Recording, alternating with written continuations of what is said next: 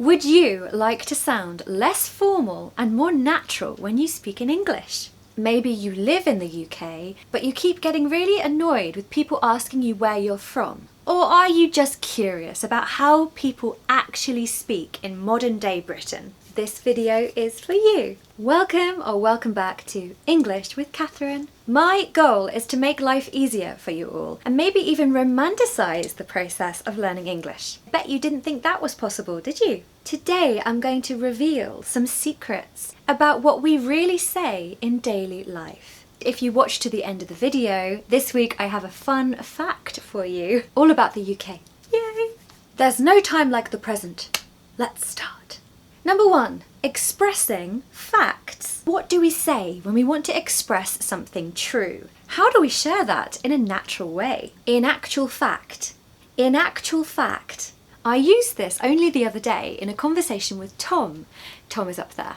Hi. We were talking about nutrition, which is something I'm really interested in. This is what I said. People say that it's really expensive to eat healthily, when in actual fact, a tin of sardines is 60p. And sardines are very healthy, as we all know. This expression is really good for contrasting public assumption or what people assume and think with the actual facts, the actual truth. It's really good for making your sentences longer, which I know is something a lot of you struggle with. Guys, I really think we should keep this phrase alive. We're living in a world now with so much misinformation on the internet. Sometimes it's hard to know what's fact and what isn't. Expressions and phrases like this one are all we have left. So use in actual fact in your daily conversations to sound a little bit more intelligent. Great. Number 2, how to talk about sound.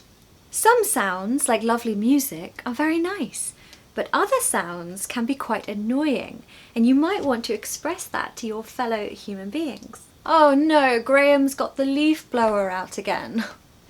It makes such a racket. When something makes such a racket, it means it makes a very annoying and disturbing sound. This is not the sweet sound of classical music or birdsong. No. This is something that's likely to put you off doing your work or really grate on you, which means really annoy and irritate you. Graham is actually our gardener. It's not my gardener, it's the landlady's gardener. I personally think the world would be a better place without leaf blowers. I'm not quite sure what they achieve. Really, you're just blowing leaves around, like the wind does. Anyway, I digress. We tend to make negative things kind of funny in British culture. And don't you think the phrase "make such a racket" is quite amusing, even though you're probably describing something that's causing you quite a lot of stress, something that's even maybe making you go kind of insane. Thankfully, in British culture, we just love to laugh about it. Number 3, daily conversation, making observations. How do we share our amazing observations with other people? Trust me, I'm someone that makes a lot of them. What I've realised is, this is a great phrase for when you want to share something with someone, something that you believe is useful to remark on and will benefit the other person if they know about it. I've noticed that a lot of my students don't know about the verb to realise. They often say, "I understood" instead, but try to use the verb to realise because it perfectly describes the process of observation leading to something that you've learnt. Outside our window, we're very lucky to have deer, wild deer, and what I've realised is the best time to see them outside the window is at dusk. That's because everything is a bit quieter and calmer and they just feel more confident to come up to our window. Another example. Every morning when Tom gets up for work, it's really early in the morning, and he sometimes sees a very small owl. So cute, it's like this big, and it just sits on the fence outside. What he's realised is that this particular species of owl is incredibly rare. They migrated over from Greece or something like that, I'm not quite sure. What he thought was a common species of owl, he then realised was actually a very rare species. His sighting was very special. Have you realised anything recently? If so, put it in the comments below. Number 4, your feelings. How do we talk about our feelings in a natural way? Sometimes we want to share our human experience with someone, especially if someone asks you how you are and you want to answer really honestly. Of course, in small talk, we don't generally care how you are when we ask. At least it keeps everything nice and civilized. I'm finding that. We use this construction to introduce how we're feeling about something, how something is going, and how we're doing in the process. I'm finding that spiders really like making their home in this barn.